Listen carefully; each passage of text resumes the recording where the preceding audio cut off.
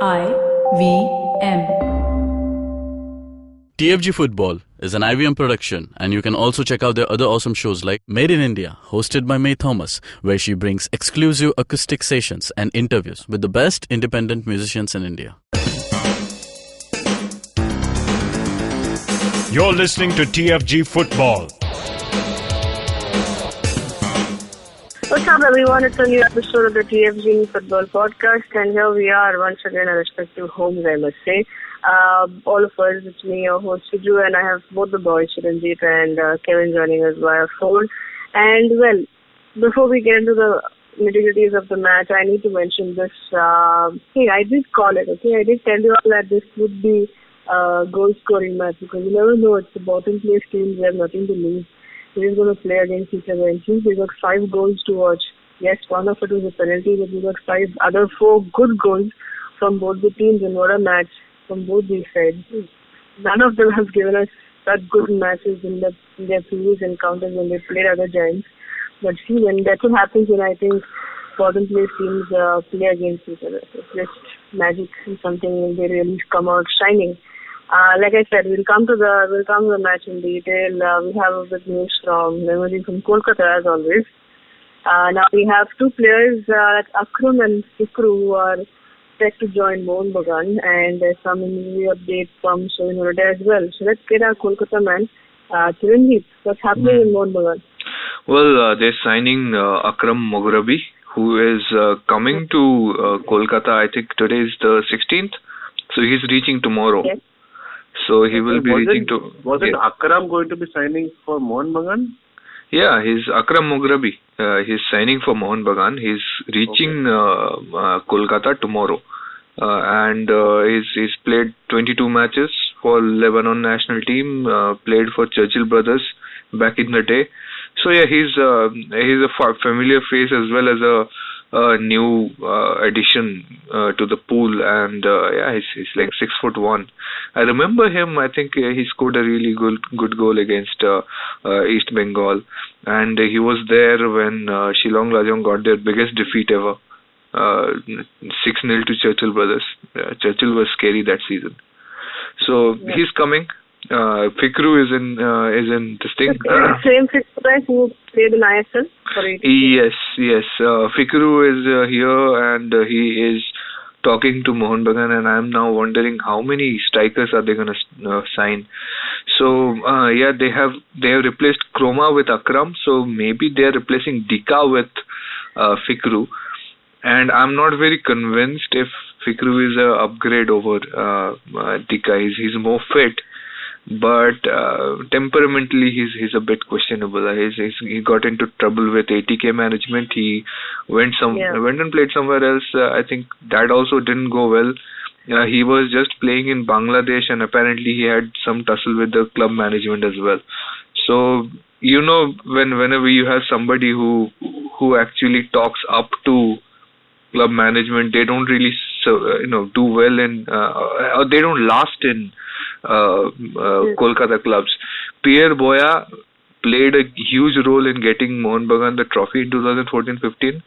He got kicked out of the club because he dared to speak back, talk back to the club officials. So and that was actually in a good way. Pierre Boya was actually trying to look out for his fellow players, and that was not an ego related thing. If they don't tolerate that, imagine what can go wrong with Fikru. So take a huge pinch of salt if Fikru comes in. He'll score goals, but you don't know when things are going to go off the rails. Right. And what's up with Sony Norde? Sony Norde, yeah. So Sony Norde today... Leaving? Yeah, he's not leaving. He's never going to leave. I think he's going to retire at Mohun Bagan.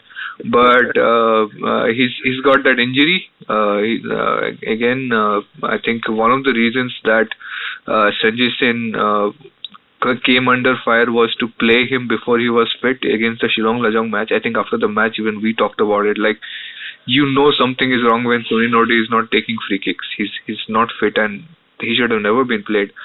So he's still recovering from the aggravated injury he got in that match. He's going to play a practice match tomorrow at the Mohun Bagan ground.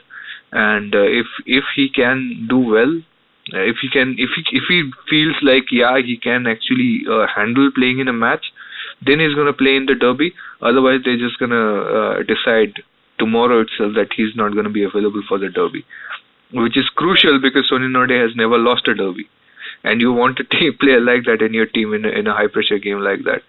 So that's happening. Apparently, Sunil Node in yesterday he felt like he can take shots and all. I mean, he had no problem running around, but he had problem when taking shots heavily. It hurt his knee, so that's why he could not deliver finishes in that Shillong Dajong game despite getting chances, because he could not take a shot with pace. So apparently he's recovering. He can more or less do that now. If he can do it tomorrow, he'll be playing on Sunday. So we'll know.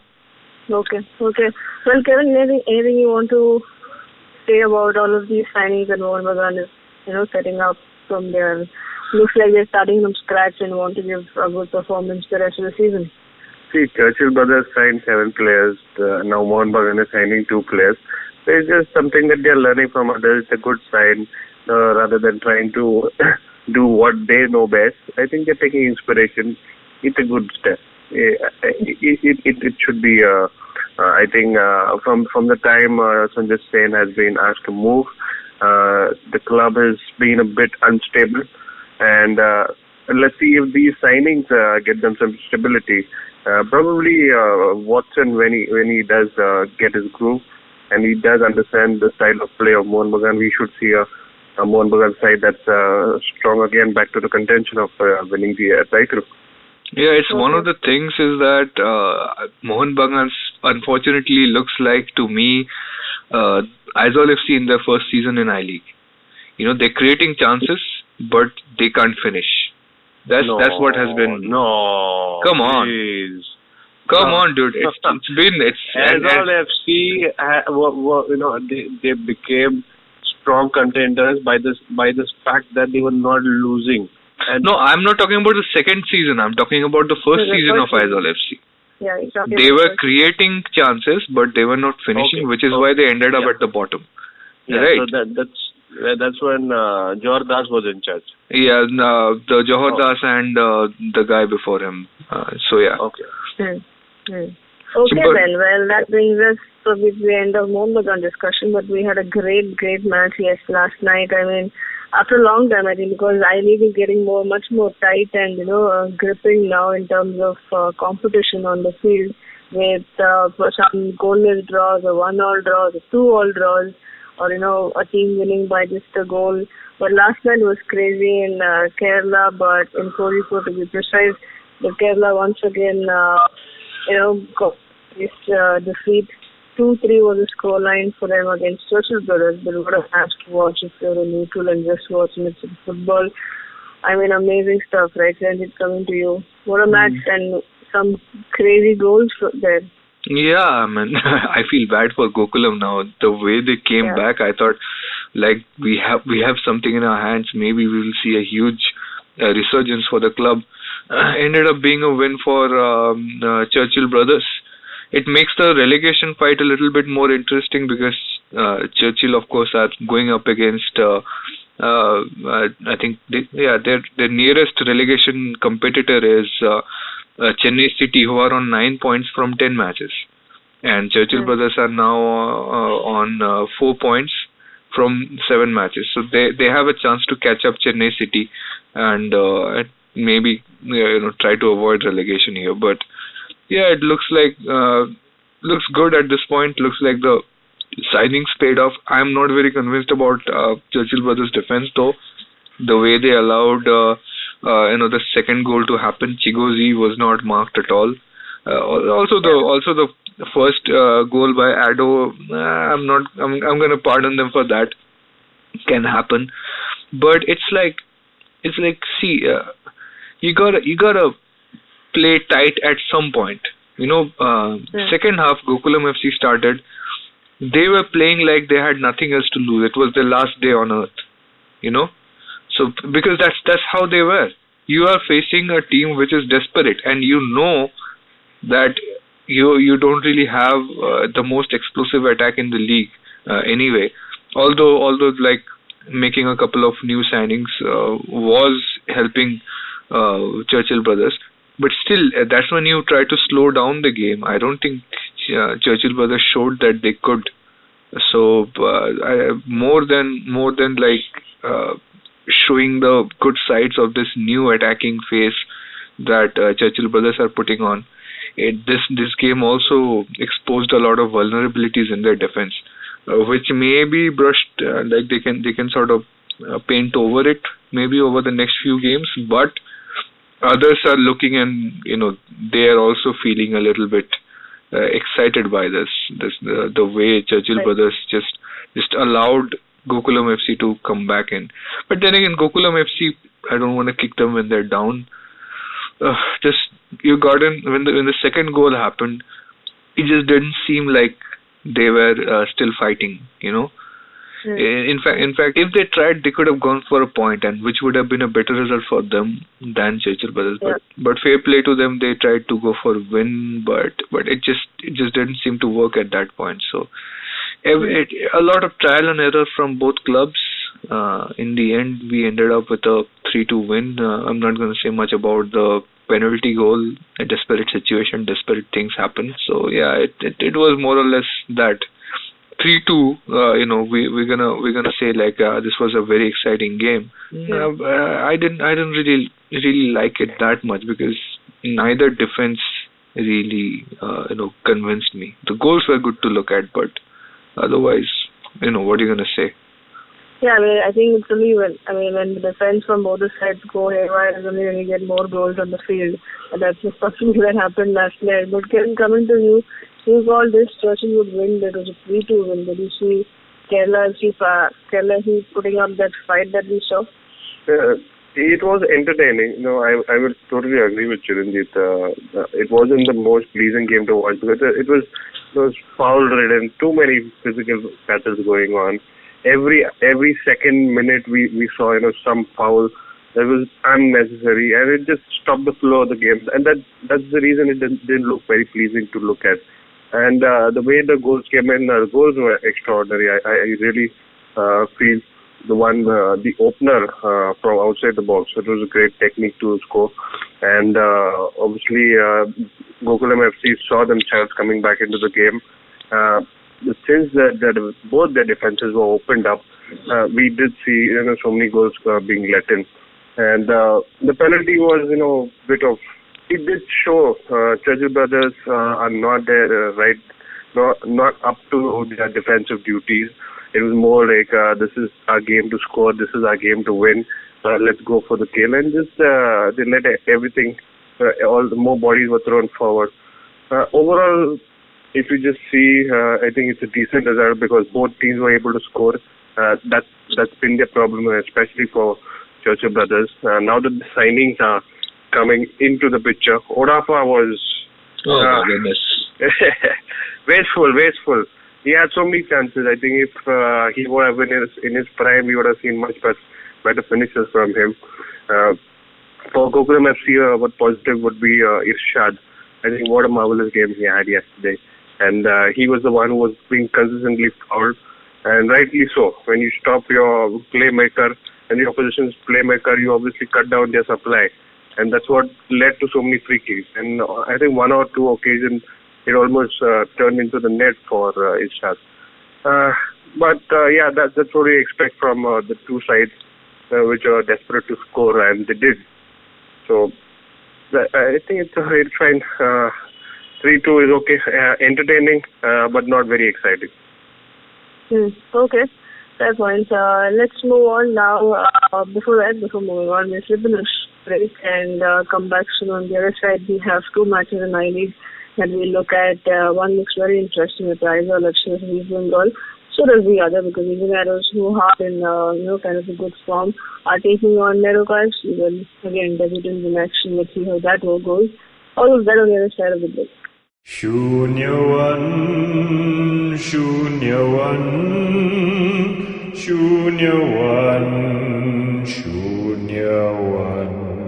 $1 billion acquisition. another copycat startup got formed. No, the tech world in India is surely moving double the speed of this voiceover.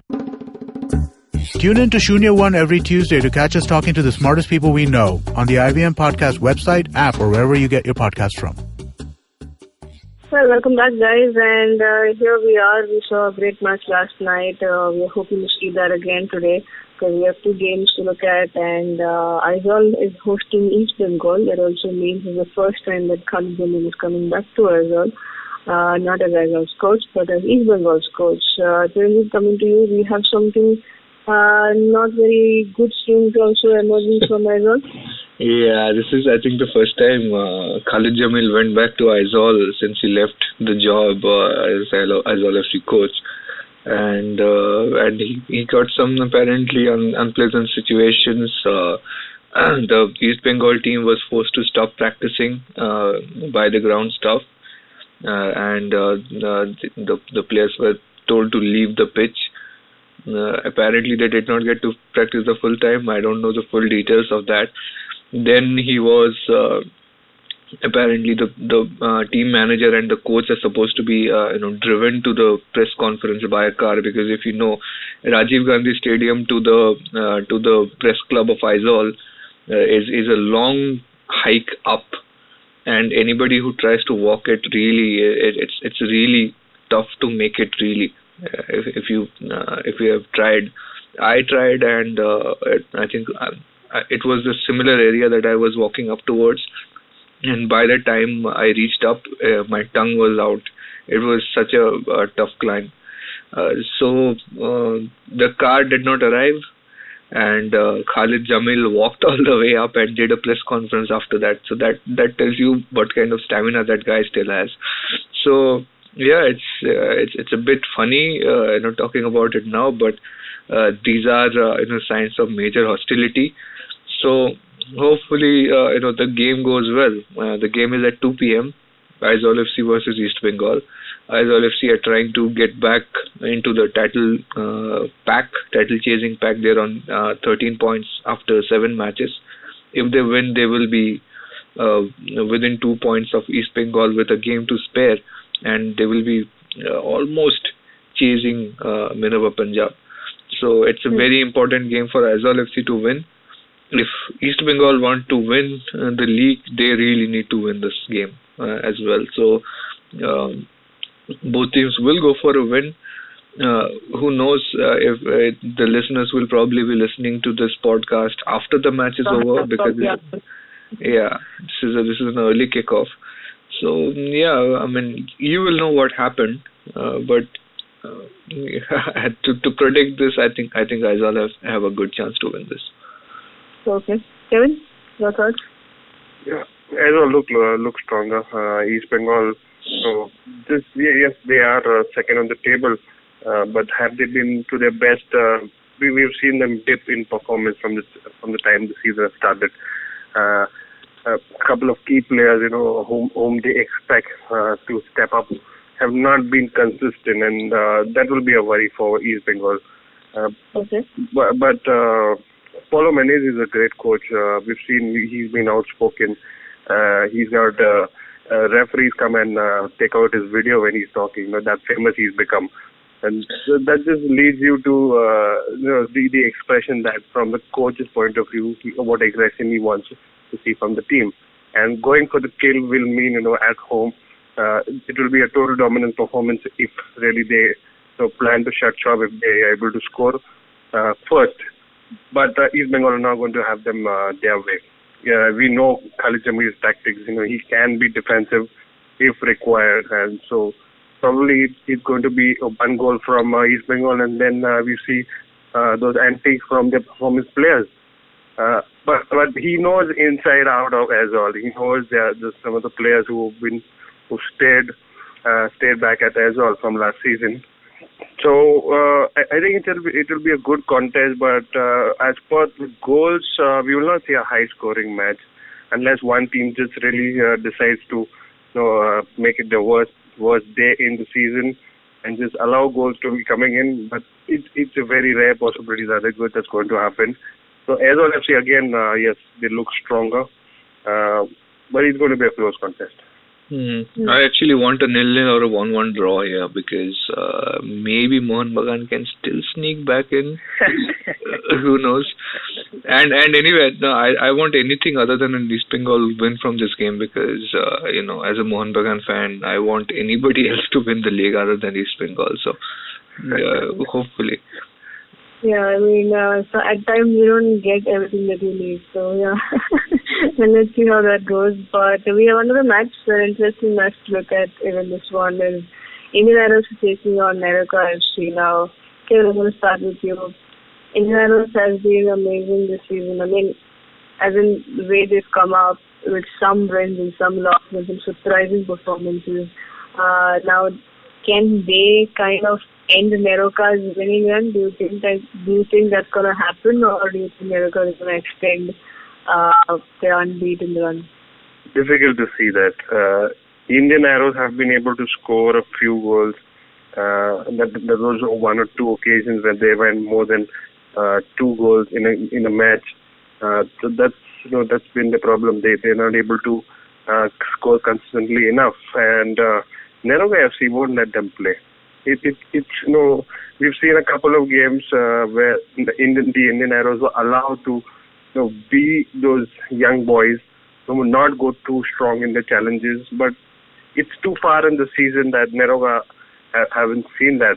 So it's going to be a physical battle, and we know that too many free kicks are not awarded to Indian Arrows, just going by their physical strength. So it will be interesting to see what strategy Mathur applies to these young boys.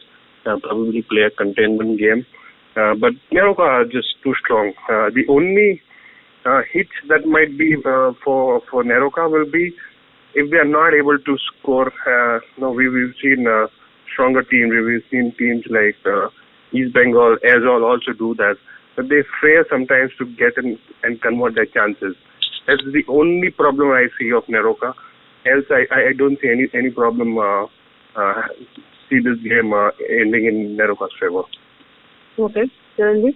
Yeah, it's a big problem that Indian Arrows are gonna have when they're taking on NEROCA, because last time when you saw NEROCA playing at home against Indian Arrows, that was a 2-1 win for NEROCA. It was more of a carnivalesque atmosphere, right? It was a physical battle. We saw some goals here and there, but the mood was that of celebrating both teams. It was like a jackpot for Manipuri football lovers because they had a club in their top division, for the first time in history, and they had a team like Indian Arrows, which had so many Manipuri players who have represented India in the World Cup, right? And it was and the teams and the fans really celebrated both teams.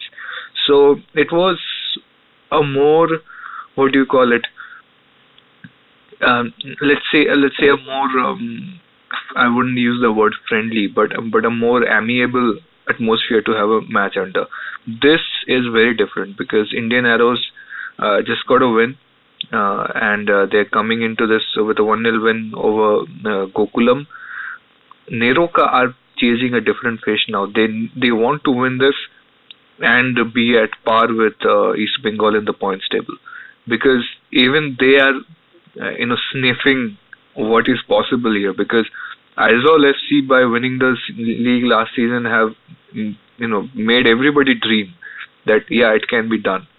So what they are doing is they're gonna go all out in this game. They're not gonna spare anything. They're not gonna hold back. They're not gonna behave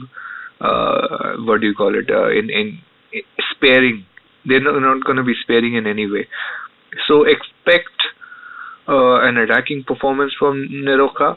Indian Arrows, they can contain an attack from Gokulam, but I'm not very sure if they can do the same with NEROCA or some of the other big teams that you see in the league. So it might actually end up being a 2-0, 3-0 3-1 win for NEROCA. From what I'm just getting the vibe out of this game. So the last time these two played, it ended in a 2-1 for the NEROCA. So Kevin, what are your, how many goals are you predicting for this match?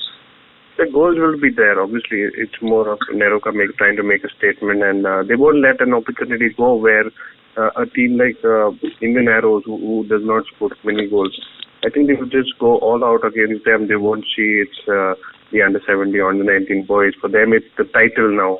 It's no longer a game where you can just bypass it by even a draw. So it's going to be a tough situation for Indian Arrows to be in. Maybe it will be a super high-scoring game. 3-0, it won't be a surprising scoreline for me.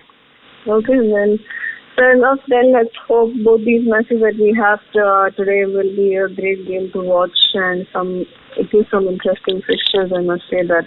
And that brings us to the end of the show. Hope you enjoyed it. If you did, then please show us some love by liking, sharing, and subscribing to our YouTube channel. And let us know your thoughts about the same, that all that we spoke about today. In the comment section below, you can also talk to us directly on Twitter. Chiranjeev Toja, Boza_Kevin, Matthew94. Follow the TFG Football Twitter handle to get all the updates of Indian football, and also get onto our website, thefangirls.com, to read about all these stories as well. Have a great day, guys. Enjoy the matches, enjoy your day, and come back to us tomorrow. We have something interesting. Cheers. Bye-bye.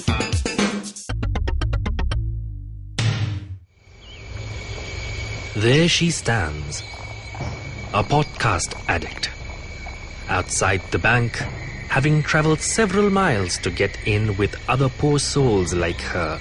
The journey, though daunting for this youngling, will have some comfort because she has downloaded her favourite podcast.